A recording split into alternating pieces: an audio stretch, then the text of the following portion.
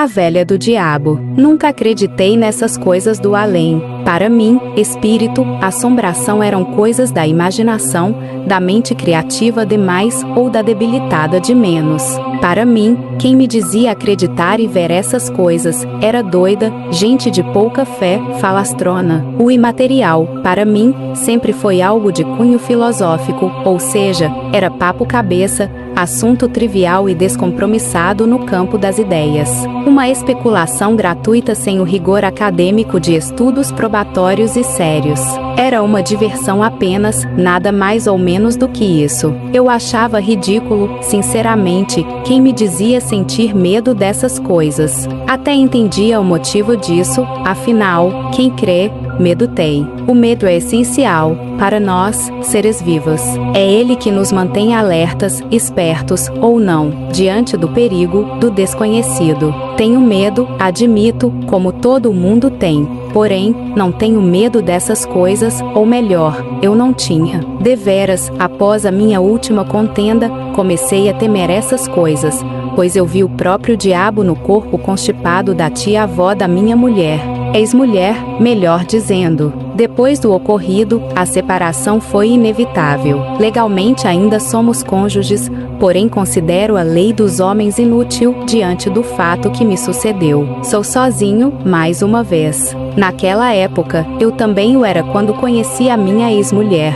Nos conhecemos por meio de amigos em comum. Logo que fomos apresentados, nossos olhos se fixaram. A atração foi mútua e, até começarmos a trocar mais do que sorrisos e piscadelas. Um bocado de meses se passou. Isso foi bom. Antes de engrenarmos em algo mais sério, nos tornamos amigos sinceros. Nosso papo era agradável. Falávamos de tudo um pouco. Tínhamos divergências em alguns assuntos, mas isso não diminuía o respeito entre a gente. Ao contrário, de minha parte, eu a admirava mais por causa disso. Acho que todo relacionamento, para durar, para ser feliz, tem que se basear no papo, naquilo que um tem para complementar no outro que não tem.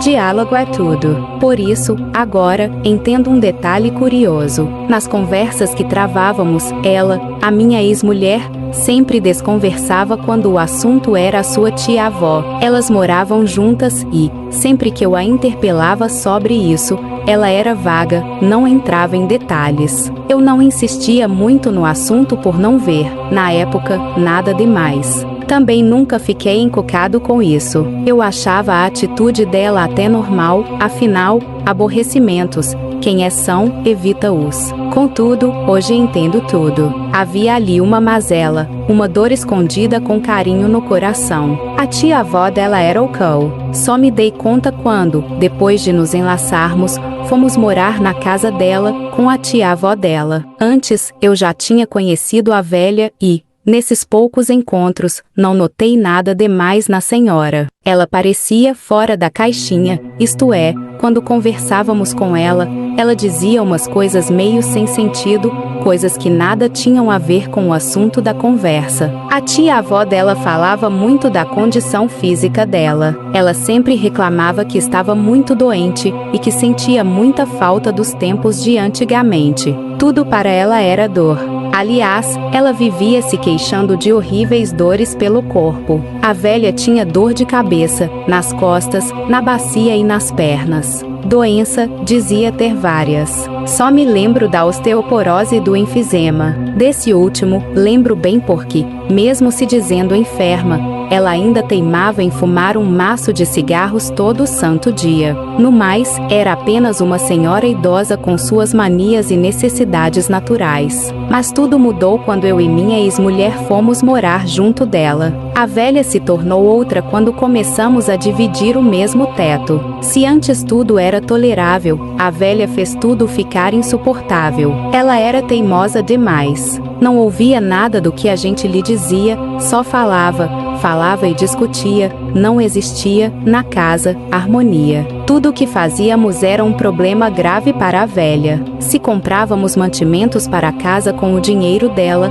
ela reclamava, achava que tudo era muito caro, criava caso e gritava na nossa cara, seus burros. Porém, se gastássemos o nosso dinheiro, ela não falava nada, ficava quieta, fingia um agradecimento sincero. Comprar remédios para ela também era por aí. Só queria os de certos laboratórios e dizia que os outros de outros não prestavam. Várias vezes voltávamos na farmácia para trocar os emplastos, as pílulas e as ampolas que ela usava diariamente. Eu e minha ex fazíamos tudo isso para contribuir com a vida na casa, afinal, a residência era dela, da velha, e, como éramos recém-casados, pousar ali era o melhor a ser feito financeiramente, até que a minha ex e eu conseguíssemos uma morada própria. A vida na casa com a velha era um inferno. Entretanto, minha ex e eu fomos levando, aguentando tudo juntos, pois não tínhamos para onde ir.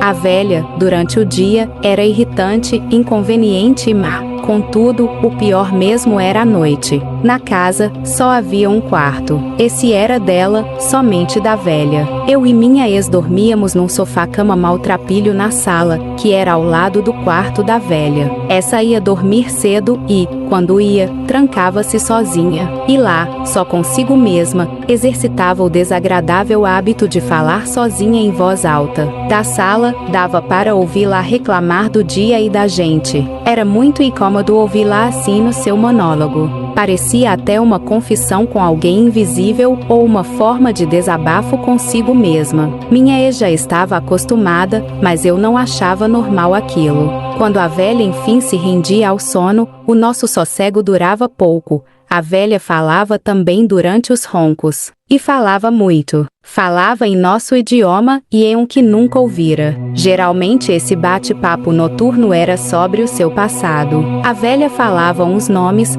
uns lugares e umas situações que não condiziam com o tempo presente. Minha ex me explicou depois sobre esses fatos passados. No entanto, sobre o idioma estrangeiro desconhecido, desconversou. Disse-me que eram só uns sons indistinguíveis que a tia-avó dela, e a gente também, emitimos quando dormimos profundamente. Não me satisfiz com a sua resposta, mas a acatei. Todas as noites eram essa tortura sonora. Após alguns meses, acabei me acostumando com essas coisas. Que ama, cocete. Porém, teve uma noite em que acordei de sobressalto. Estava eu quase me entregando de vez ao sono, quando os barulhos noturnos se tornaram mais graves e estranhos. Parecia até que havia um homem no quarto da velha, e essa gemia e balbuciava aquele idioma estrangeiro. Levantei do sofá-cama num salto. Minha ex ainda dormitava. Abri a porta do quarto, imaginando algo tipo assalto, mas vi algo absurdamente pavoroso. Vi uma criatura escura toda escamada, de caninos inferiores salientes e de cabelos desgrenhados, sobre uma velha pálida e sorridente. Fiquei paralisado, de medo, óbvio, e de horror. Só de lembrar, tremo todo. Diante do coito grotesco, congelei. Logo em seguida, uma força, vinda de sei lá onde, me empurrou para fora do quarto. A porta se fechou num estrondo. Caí no chão da sala e, ainda ali, vi, na penumbra, a minha ex-mulher sentada encurvada na beirada do sofá-cama, salivando abundantemente algo negro e viscoso pela boca escancarada de forma normal. Não sei bem como, de onde tirei forças, mas fui me afastando da cena asquerosa e insana. Fui me arrastando de costas até uma janela próxima, enquanto aquela coisa me encarava torta e pulei. Desembestei-no pela rua e nunca mais voltei a ver aquelas mulheres. Quem ouve a minha história, não me acredita e ainda me diz que sou de ladainha. Mas é real. O Tinhoso é real. Eu conheci a mulher dele.